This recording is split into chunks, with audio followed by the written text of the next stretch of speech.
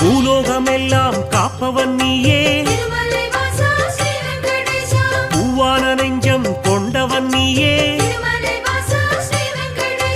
காலங்கள் யாவும் கடந்தவன் நீயே, கைதொழுவோரின் காவலன் நீயே, ஞானத்தை அளந்த நாயகன் நீயே, நாடிய செல்வம் தருபவன் நீயே, கோல எழிலை கொண்டவன் நீயே, கோவிந்தா என்றால் அருள்பவன் நீயே, மாலவன் என்று உனை அழைப்போமே, மாமலை எழில் வாழ்பவன் நீயே,